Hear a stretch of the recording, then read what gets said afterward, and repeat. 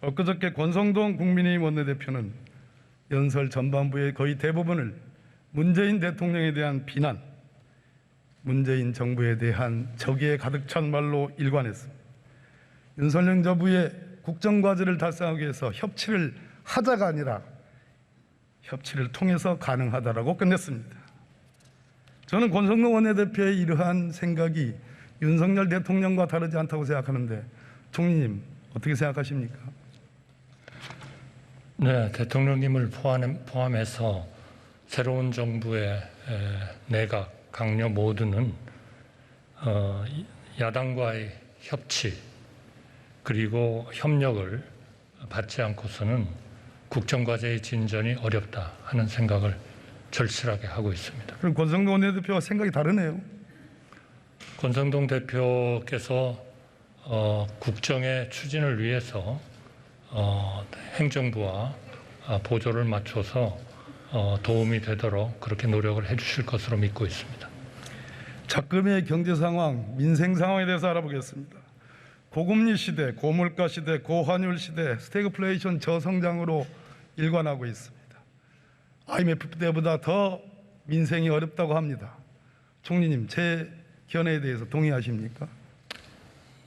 의원님께서 너무나 잘 아시겠습니다만 그동안의 우리 세계 경제 운영이나 또 우리나라의 경제 운영 자체도 2008년 국제 금융 위기를 극복하기 위한 초확장적 금융 정책 그리고 재정 정책 이러한 정책으로 모든 나라가 경제를 덜 침체에 빠지지 않도록 노력을 해왔습니다.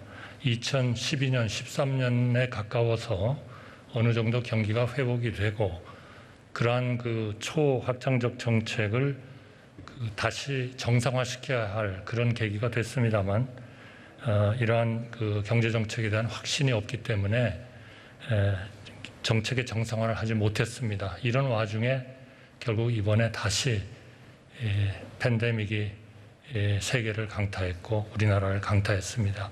제대로 정책을 정상화시키지 못한 단계에서 다시 초확장적 금융정책, 재정정책이 시작됐습니다. 우리나라의 경우도 별로 다르지 않습니다. 의원님께서 잘 아시다시피 이러한 초확장적 정책은 결국 자산의 인플레를 가져왔고 부동산과 그리고 주가의 급등을 가져왔습니다. 그러나 이러한 정책이 오래 가지 못하리라는 것은 너무나 분명한 일입니다. 정상화되어야 합니다. 그 정상화의 방향이 지금 금리 인상으로 나타나고 있고 또 고금리로 나타나고 있고 또 고환율로 나타나고 있고 고물가로 나타나고 있습니다. 정부로서는 이 모든 것을 해결해야 할 책임자는 새로운 정부고 국무총리를 비롯한 강요라고 생각합니다. 앞으로 저희는 이 문제가 대단히 어려운 문제지만 우리가 그 원인이 뭐라는 것을 지금은 확실히 알고 있습니다.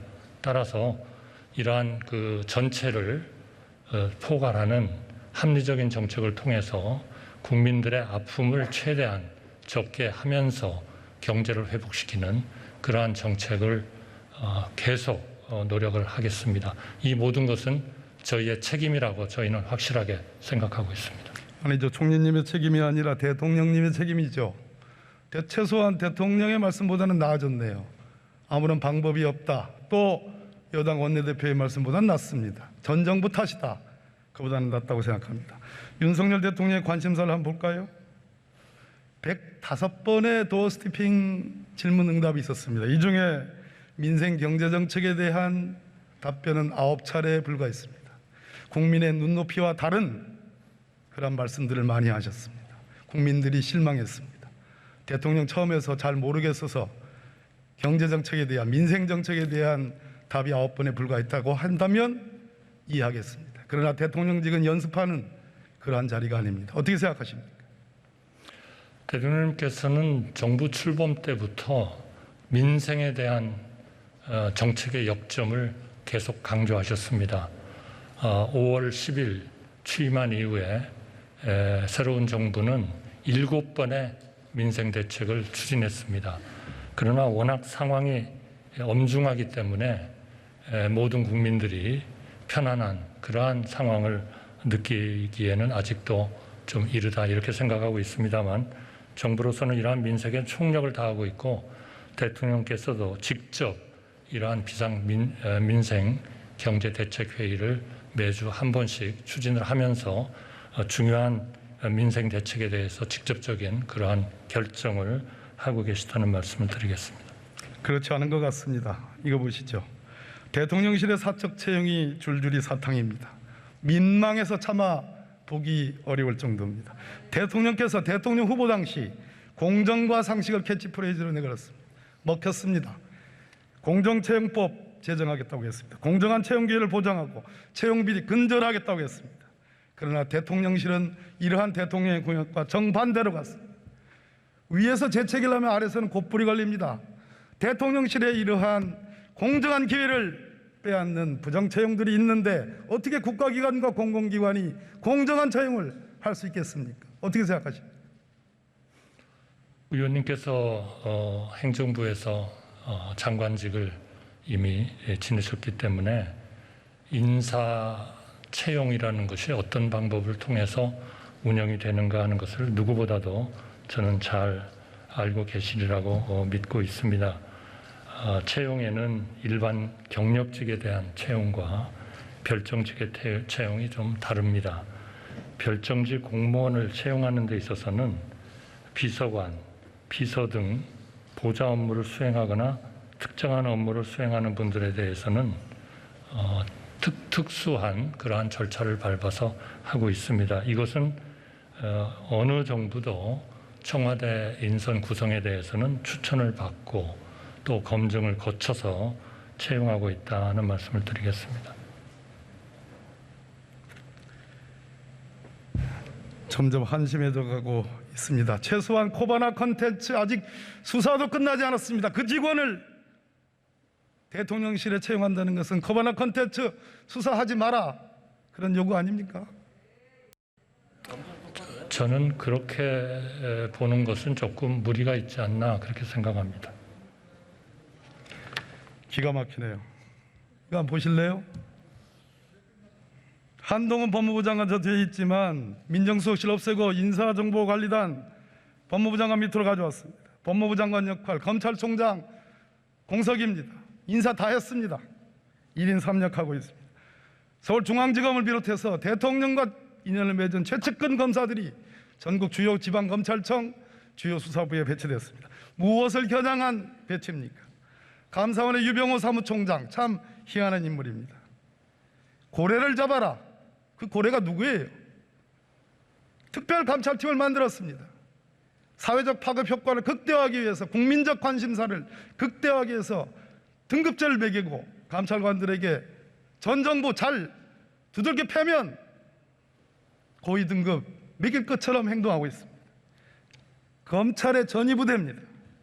국정원 감찰심의관제 만들어가지고 검사 출신 앉히더니만 직전 박지원 국정원장 고발했습니다. 직업윤리에도 조직윤리에도 반하는 짓입니다. 금융감독원장 부장검사 앉혀가지고 관치금융 보수지로부터도 비난받고 있습니다. 윤석열 정부는 국가를 전방위적 사정기구하고 있습니다. 그 목표는 오로지 문재인 전 대통령과 문재인 정부 당시 임명된 기관장들과 기관들을 대상으로 합니다. 민생은 외면이 없습니다. 총리님, 원고 보지 마시고 총리님의 가슴과 느낌으로 말씀해 주십시오. 네, 지금 말씀하신 검찰의 인사 문제에 대해서는 법무장관으로 하여금 답변을 드리는 것이 좀 더 효율적이지 않을까 이렇게 생각을 합니다. 다만 인사정보관리단에 관한 문제는 그전에는 이러한 그 검증에 대한 모든 것을 청와대 민정비서실에서 하신 것을 의원님께서도 너무나 잘 아실 겁니다. 이번에 민정비서실이 폐지가 됐습니다. 민정수석실입니다. 민정수석실, 죄송합니다. 그러면 어딘가 이 기능을 해야 되는데 이것을 내각으로 환원한 것은 저는 이것은 어느 면에서는 정상화의 일환이다 이렇게 생각을 하고 있습니다. 미국 같은 경우에도 백악관이 물론 최종적인 판단을 하겠습니다만 이러한 기초적인 모든 작업은 뭐 FBI라든지 법무성 같은데 또 국세청 이런 분들이 팀이 돼가지고 이런 기본적인 작업을 하고 있다 이렇게 생각을 하고 있고요.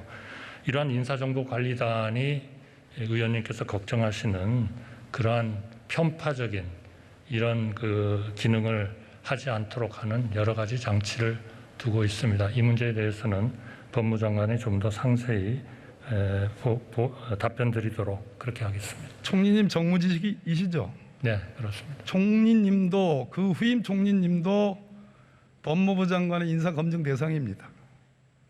예, 들어가십시오. 들어가십시오. 네, 감사합니다. 한동훈 법무부 장관 나오십시오.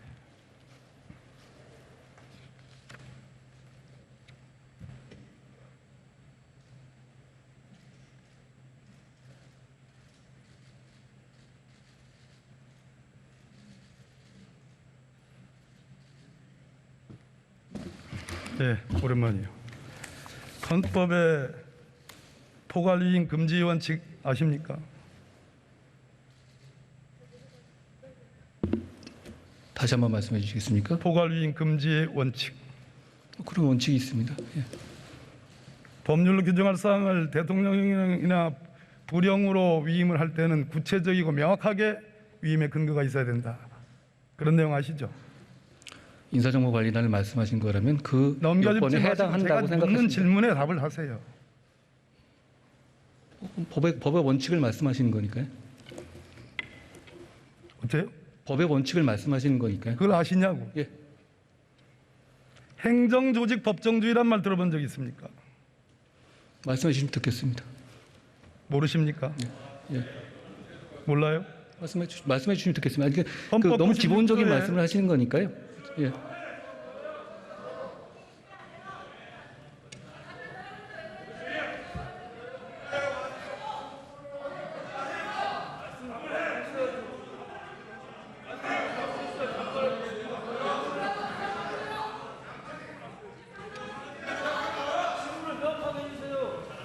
헌법 96조의 행정각부의 설치 조직과 직무 범위는 법률로 정한다. 정부조직법 제2조 중앙기관의 설치와 직무 범위는 법률로 정한다. 라는 게 행정조직 법정주의입니다. 예, 처음 들어보십니까? 맞습니다. 예. 조세법률주의 아시죠?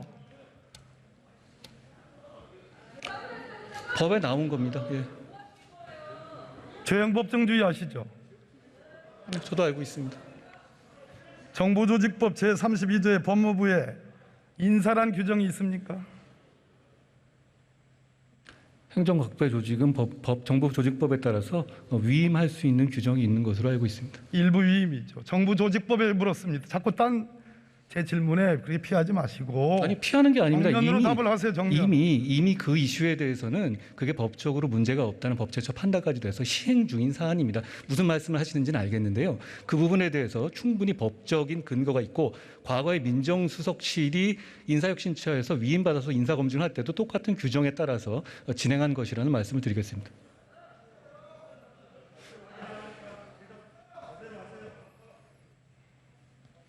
이완규 법제처장의 검수를 받았다. 초록은 동생 아닙니까? 정부조직법 제32조에 법무부 장관이 할 수 있는 업무 범위에 인사가 없다 이 말입니다. 알고 계십니까? 위임은 할 수 없는 범위를 위임하는 것입니다. 해당 부서가 할 수 있는 범위라면 위임이 아니겠죠. 동문서답하고 있어. 아니 그렇지 않습니다. 동문서답. 정부조직법을 물었는데 위임을 말했습니다. 좋아요. 그래서 법무부 직제령에 인사정보관리단장 장관을 보임한다라고 그렇게 끼워넣게 했습니다. 물건을 끼워 팔기는 제가 봤어도 법령을 끼워넣게 하는 건 처음 봅니다. 정정당당하다면 법무부 직제령 제3조 직무조항에 여기에 인사를 하는 두 글자를 넣어야 돼. 넣지 못했잖아요. 그리고 즉 업무는 없는데 직위는 만들었어요. 이게 꼼수입니다. 이게 법치농단이에요. 저는 그렇지 않다고 생각합니다. 외향은 법치를 띠고 있지만 실제는 반법치다 이 말입니다. 저는 거기에 동의하지 않습니다. 그렇게 대답하시겠지.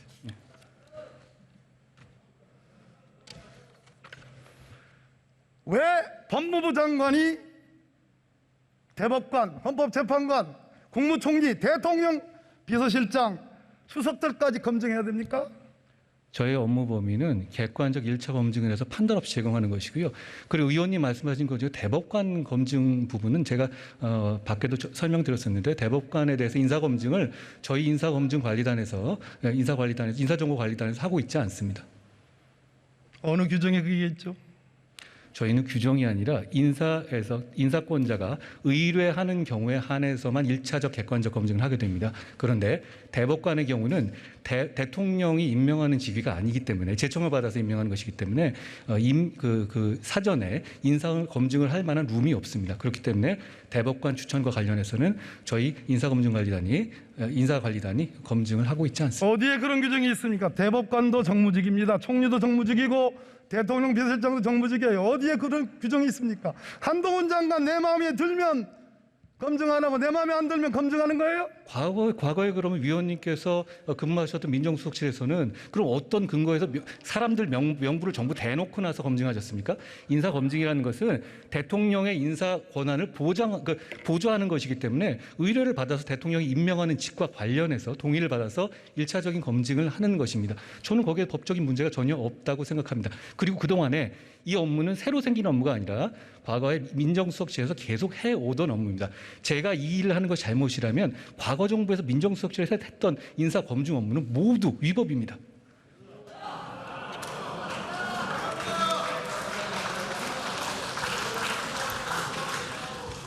틀린 말이고 거짓말입니다. 정부조직법 제14조에 의하면 대통령 비서실은 대통령의 직무를 보좌하기 위하여 대통령 비서실을 둔다라고 되어 있습니다. 여기에 대통령의 직무의 가장 중요한 직무는 인사 업무입니다. 틀린 말씀이에요.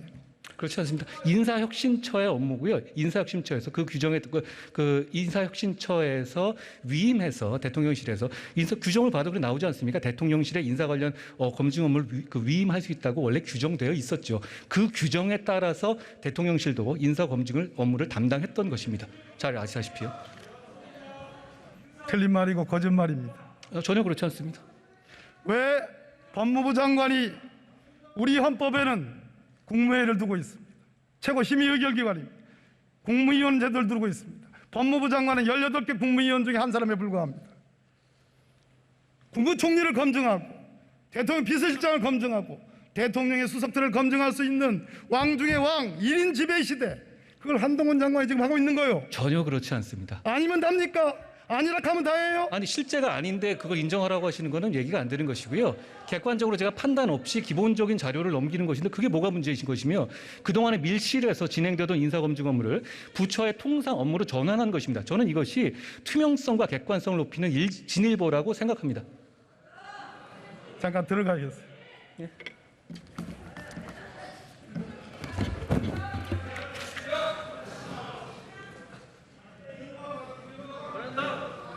행정안전부 장관 나오십시오.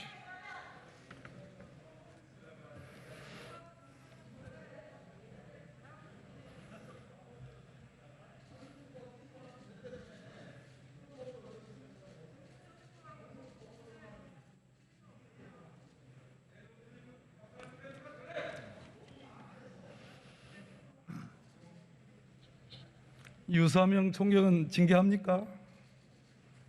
그 유사명 총경의 징계 여부는 저의 직무 권한이 아니기 때문에 제가 답변드리기 어려운 사안입니다. 하나의 쿠데타 수준이라고 말씀하셨죠? 네, 그렇습니다. 권성동 원내대표는 배부른 밥투정이라고 그래요. 염장을 지릅니다. 정말로 자존심 하나로 꿋꿋하게 버티는 일선 경찰들을 대한민국의 장관이라고 하는 분이, 대한민국의 집권당 원내대표라고 하는 분이 염장을 질러요. 이게 올바른 행정입니까? 대한민국의 모든 경찰이 그렇다는 것이 아니고요. 이번 사태에 연루된 경찰관들이 그렇다는 것입니다. 오히려 이분들이 묵묵히 열심히 자기 일을 수행하는 다른 경찰들의 명예를 훼손하고 있다고 판단하고 있습니다. 왜 경찰국을 만들려고 하는지 제가 압니다. 행정안전부 소속 직제 시행규칙 보면 경찰국 정부조직법 제7조에서 경찰청장에 대한 지휘감독에 관한 사항을 한마디로 경찰청장 지휘감독하려고 경찰국을 두는 거예요. 행안부 장관 밑에. 장관님이 대통령 명 받아서 경찰들 통제하려고, 그중에 치안사무뿐만 아니라 수사 간섭 통제하려고 그러는 겁니다. 아닙니까? 전혀 아닙니다. 지금 수사 통제와 관련해서 일선의 경찰의 수사 사건에 대해서 보고도 받지 않고 간섭하고 통제하지 않을 약속하실 수 있습니까? 그렇지 않습니다.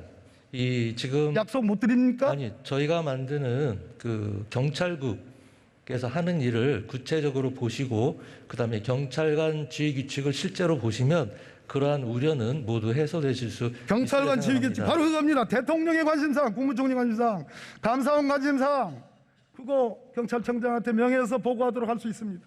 경찰청장은 국가수사본부장을 중대 긴급 수사 사건에 대해서는 예외적으로 수사본부장을 지휘할 수 있습니다. 수사 지휘할 수 있습니다. 그러면 간접적으로 행안부 장관이 경찰에 수사 지휘할 수 있는 거 아닙니까?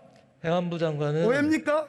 구체적인 사건에 대해서 개별적으로 수사에 관해서 관여하거나 지휘할 생각이 전혀 없습니다. 경찰청장에게도 그러한 지휘, 그러한 보고 경찰청장 역시 약속 수사에 있을 수 관해서 있습니까? 지휘할 권한이 없는 것으로 알고 있습니다. 요구하지 않을 약속할 수 있습니까? 구체적 사건에 대해서는 방금 말씀드린 바와 같습니다. 수사에 개입 간섭하지 않겠다는 약속할 수 있습니까? 그건 너무나 당연한 것입니다. 약속할 수 있습니까? 그렇습니다. 들어가 주십시오. 한동훈 법무부 장관 다시 나오십시오.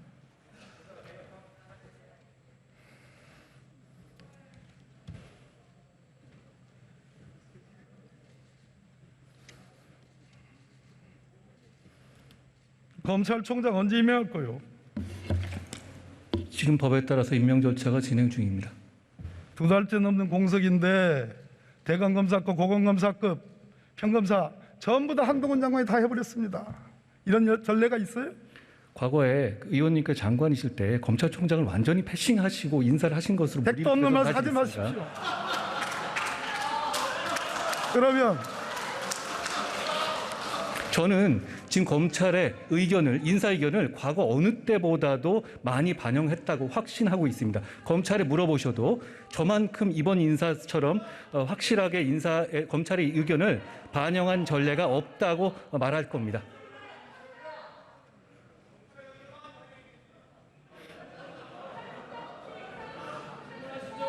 검찰총장 없이 인사한 전례는 당연히 있습니다. 과거에 지난 정권하에서 윤석열 당시 중앙지검장이 임명될 당시에 검찰총장은 없었습니다. 내가 2차례에 걸쳐서 윤석열 검찰총장과 인사협의를 2번 했습니다. 2시간씩. 그중에 1시간 50분, 1시간 50분 전부 다 윤석열 검찰총장이 말했습니다. 그런 협의를 패싱이다. 그러면 그런 패싱을 했기 때문에 한동훈 법무부 장관은 임명할 수 있는 검찰총장 없애고 스스로 인사 다 해버렸다는 얘기예요? 아니요, 저는 그때와 달리 충실하게 인사협의를 같은 했다는 선상이에요? 말씀. 저는 충실하게 인사협의를 했다는 말씀이고요. 누구랑 했어요? 지금 현재 검찰총장의 직무 대리와 10여 차례 이상 협의했습니다. 제가 잘 아는 헌법재판관 출신의 변호사님이 그랬습니다. 검찰총장과 법무부 장관의 인사협의는 검찰총장의 고유권한이고 직무대행할 수 없다. 이거에 대해서 어떻게 생각하십니까? 잘못된 판단입니다. 고유 권한으로서 대행할 수 없는 수사만 권한이 해가지고 제가 보기에는 수사만 해서 소위 헌법과 법률에 그렇게 많이 알고 있지 못하는 것 같아요. 국민들께서 보시고 판단할 거라고 생각합니다. 좋아요.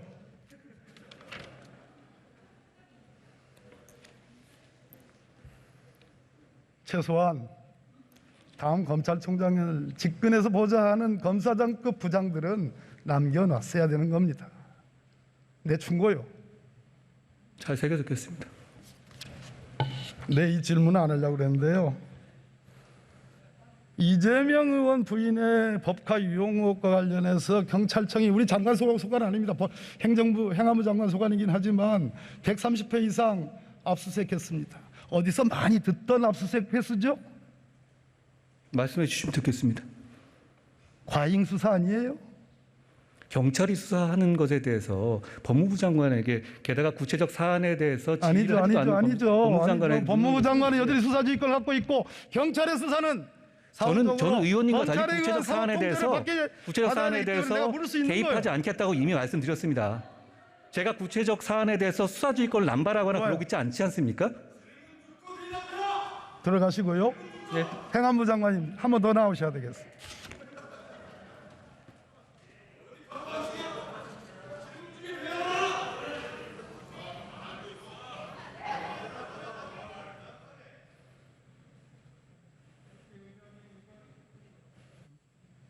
장관님 판사 출신입니다. 자, 소위 법카 유형과 관련해서 경찰이 130회 압수수색한 거 과한 거 아닙니까? 반대로 김건희 여사 소위 허위 경력 의혹과 관련해서는 나와라 하는 소환조차도 안 하고 서면 답변으로 끝냈습니다. 끝냈는지 모르지만 그렇게 했습니다. 이거 너무 현격한 불공정 아니에요? 선택적 수사 아닙니까? 그 질문하신 부분은 제가 답변할 수 있는 지위에 있지 않는 것 같습니다. 경찰국 만들어지면 답변하렵니까? 그건 다른 문제입니다. 들어가십시오.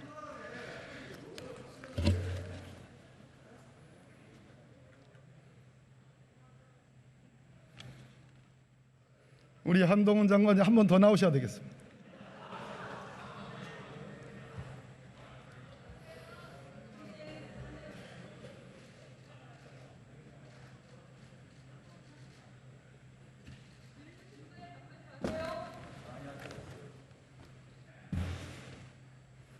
도이치모터스 주가 조작 사건 수사합니까? 지난 정권 이후로 1년여 넘게 계속 수사 중인 것으로 알고 있습니다. 곧 결론이 날 것이라고 생각합니다만 무혐의합니까?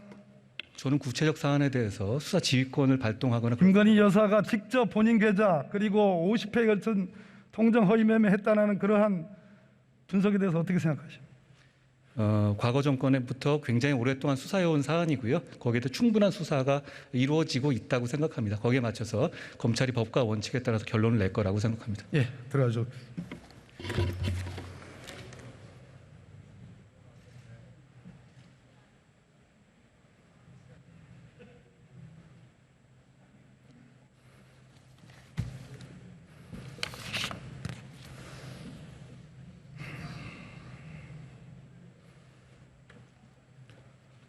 국민 여러분, 실망하고 계십니다. 국민이 많이 아파하고 있습니다. 그럼에도 윤석열 정부는 국민께 사과하거나 국민들을 위로하지 않습니다. 오로지 전 정부 탓, 정치 보복에만 혈안이 되어 있습니다. 법은 장식에 불과하고 허울이 되어버렸습니다. 민생 경제를 살리기는커녕 법치주의의 후퇴, 민주주의의 후퇴를 걱정해야 하는 상황입니다. 국민 여러분들께서 막아주십시오. 경청해 주셔서 감사합니다.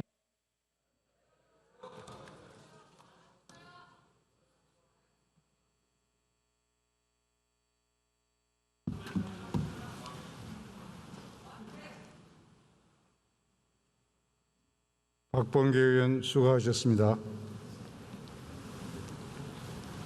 다음 질문에 앞서서 한 가지 당부 말씀을 드리겠습니다.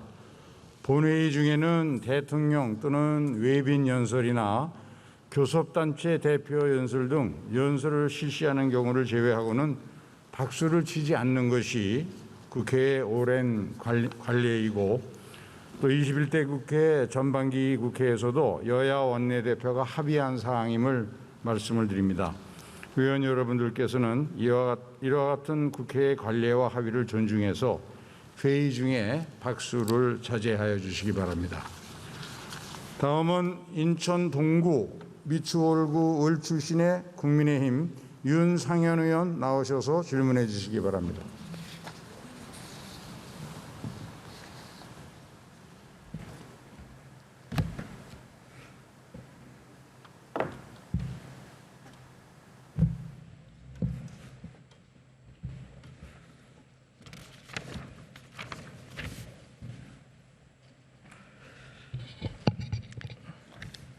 존경하는 국회의장님 그리고 선배 동료 의원 여러분, 인천 동구 미추홀구 출신의 윤상현 의원입니다. 먼저 존경하는 총리님 나와주시겠습니까?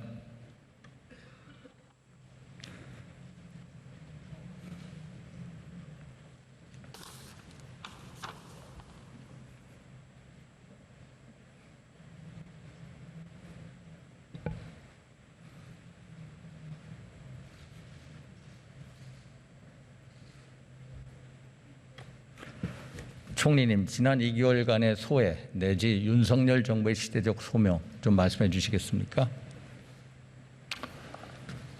네, 우선 앞으로 5년은 우리 대한민국이 그동안에 이룩한 산업화와 민주화 그리고 우리 문화의 발전 이런 것들에 기초를 두어서 대한민국이 세계의 존경을 받고 사랑을 받는 그러한 6, 7위 정도의 그러한 국가로서 우리가 나아갈 수 있느냐 아니면 현 단계에서 그러한 발전을 중지하고 오히려 더 낮은 그러한 상태로 갈 것이냐 하는 것을 결정하는 대단히 중요한 그러한 해라고 생각합니다.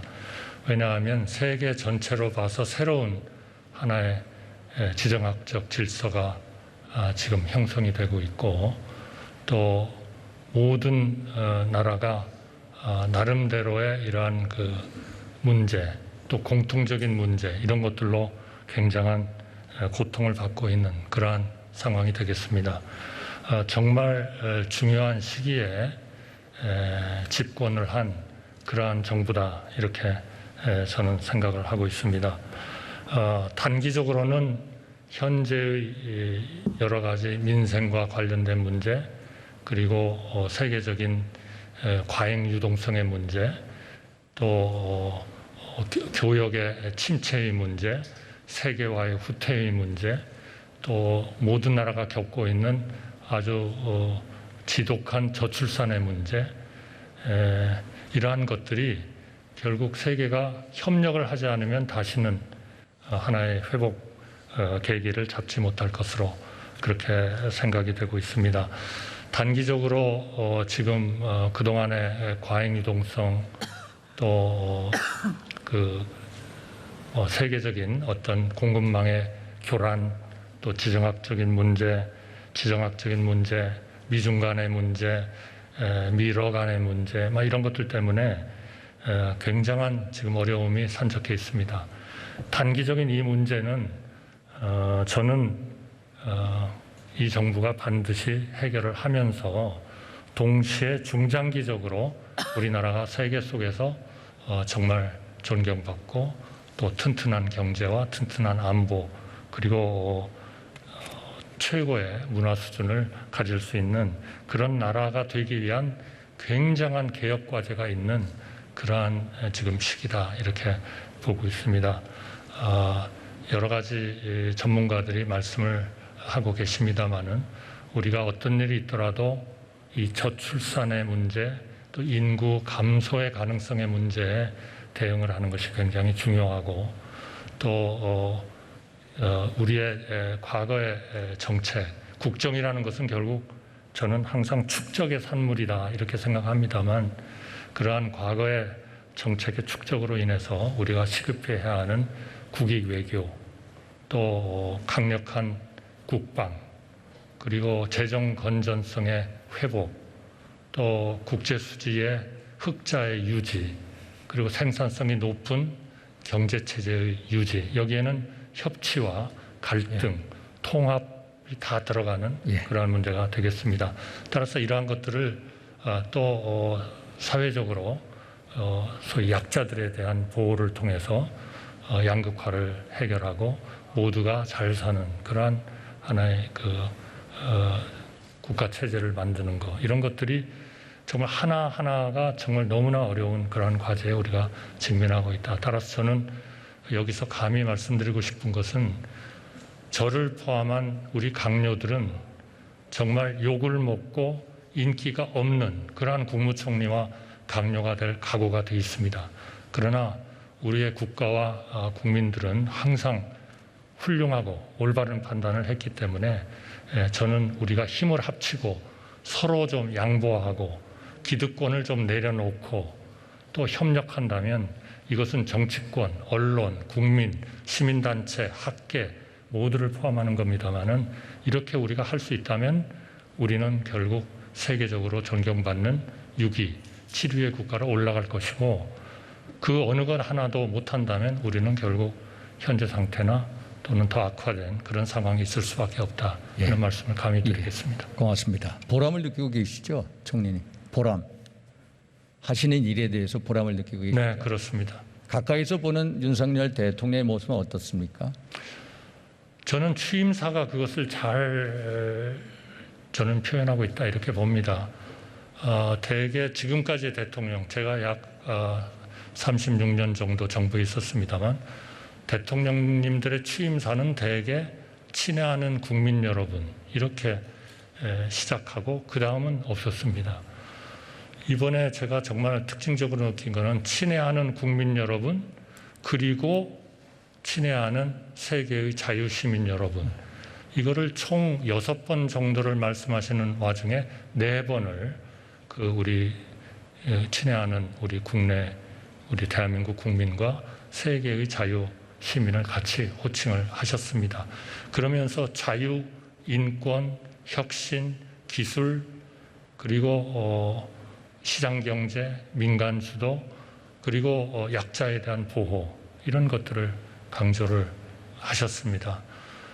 저는 저를 포함해서 우리 강요들이 정말 이런 리더를 모시고 한번 세계 6, 7위 국가가 돼봐야 되겠다 하는 욕구가 저는 솟습니다.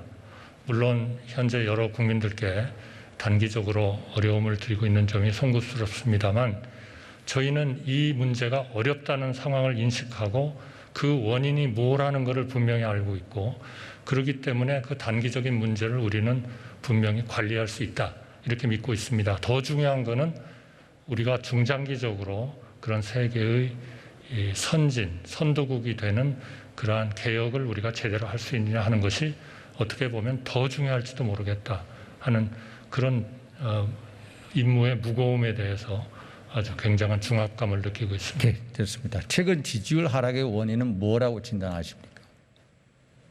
그거는 여러 가지가 있을 수 있다고 생각합니다. 그러나 저는 가장 큰 거는 새로운 정부에 대한 국민의 기대, 이 높은 기대에 2개월의 기간 동안에 충분히 만족을 시키고 있지는 못한다 하는 말씀을 솔직히 드리겠습니다.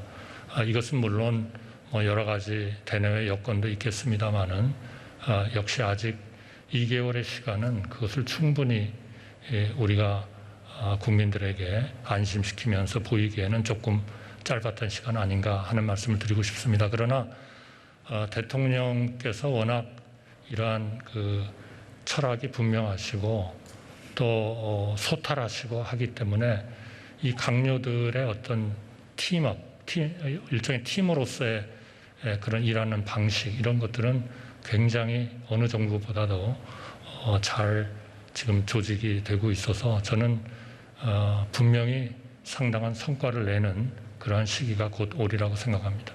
여론조사에 의하면 지지율 하락의 원인이 인사 문제라고 하는데 혹시 인사 문제에 대한 우려를 대통령께 전달한 적이 있으십니까? 주로 총리는 국무위원을 선정하는 데 있어서 협의를 하고 제청을 하고 있습니다. 물론 제가 아는 범위 내에서 또 제가 물론 모르는 그런 분야도 있습니다만 그 부처 또 그 장관이나 국무위원이 가서 해야 할 또 담당해야 할 그 임무와 부처의 성격을 규정을 하고 거기에 가장 좀 잘 할 수 있는 사람을 제청하고 또 그런 분들이 국무위원과 장관이 되도록 노력하고 헌법 87조 잘 아시죠? 헌법 87조. 네, 알고 있습니다. 국무위원회 임명 제청권. 네. 실질적으로 행사하셨습니까? 네, 했다고 생각합니다. 그 인사 문제에 대한 우려를 해소시킬 방안 같은 거 혹시 가지고 계십니까? 저희가 실제로 국무위원을 좀 선정을 하고 뽑고 하는 과정에서 제가 느낀 것은 상당히 여러 가지의 결국 우선순위가 있습니다.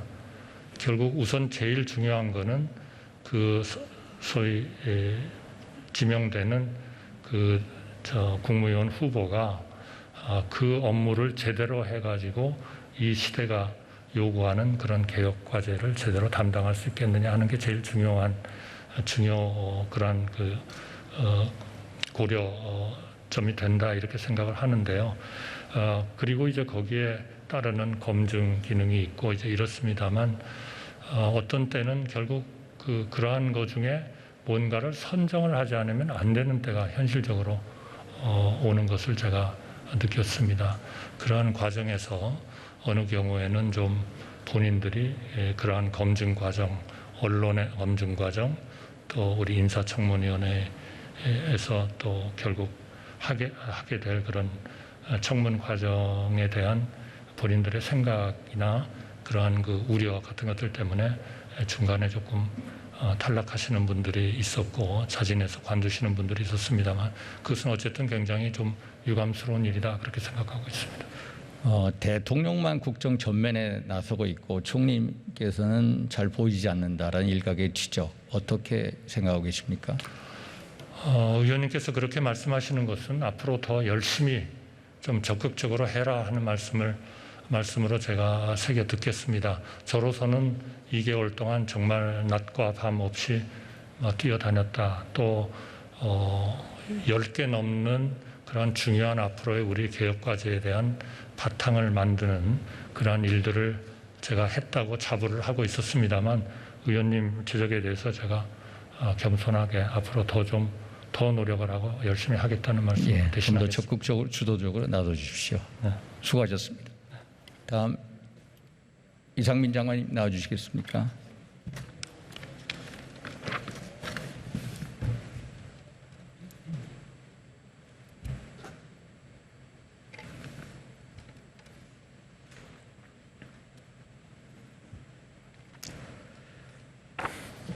이번 경찰서장 회의요. 이전에 평검사 회의하고는 전혀 다르지 않습니까? 네, 그렇게 생각하고 있습니다. 어떻게 다릅니까? 일단 과거의 평검사 회의는 어떤 집회 금지나 해산 명령 지시가 전혀 없었습니다. 그에 반해서 이번 경찰서장 회의에서는 지금 경찰청장 직무대행자의 집회 금지 및 해산 명령이 있었음에도 불구하고 거기에 정면으로 위배한 것입니다. 또 하나는 과거 평검사 회의는 평검사들이 소속 청에 대한 의견을 수렴해서 검찰총장의 용인하에 모여서 집회를 한 것임에 반해서 방금 말씀드린 바와 같이 경찰서장들은 오히려 경찰 총수의 지휘에 정면으로 어긋나게 모인 것입니다. 그리고 그것이 경찰하고 또 다른 것은 검찰과 다른 것은 경찰의 경우에는 언제든지 강제력과 물리력을 동원할 수가 있습니다. 상당히 어떻게 보면 통제돼야 되는 조직인데 이러한 조직의 최일선 지휘관들이 이 상관의 명령에 불복종하여 임의적인 모임을 가진 것입니다. 그렇기 때문에 완전히 다르다고 생각을 합니다. 결국 장관님 말씀은 지휘권자의 해산 명령을 정면으로 위반한 그렇습니다. 명백한 불법 행위다 이런 그렇습니다. 말씀이시죠? 네. 혹시 이번 불법 행위를 주도한 특정 세력이 있습니까? 그것은 짐작은 가는 것은 있는데요. 지금 말씀드린 것은 적절치 않은 것 같고 언론의 취재 과정이나 경찰 내부의 감찰 과정에서 드러나지 않을까 이렇게 생각을 하고 있습니다. 향후 어떻게 대응해 나가실 예정이십니까? 법과 원칙에 따라서 합당한 처분을 해야 된다고 생각합니다. 해당 총경이 국가경찰위원회로의 사무 이관을 주장하는데 어떤 입장이십니까? 다시 한번 말씀해 주십시오. 국가경찰위원회의 사무로 이관하자. 경찰위원회로 사무를 이관시키자라는. 지금 현행 법령상 국가경찰위원회가 그러한 경찰의 지휘나 통제를 하기에는 적합한 조직이 아닙니다. 잘 아시는 바와 같이 국가경찰위원회는 행안부 장관 소속하에 있는 자문위원회이기 때문에 그러한 역할을 하기는 적절치 아니하고 만약에 국가경찰위원회로 하여금 그러한 업무를 맡기는 것이 적절하다는 것이 국민적 합의와 국회에서의 합의가 이루어진다면 그건 법령 개정 사항입니다. 오케이. 수고하셨습니다. 다음 통일부 장관님 나와주시겠습니까?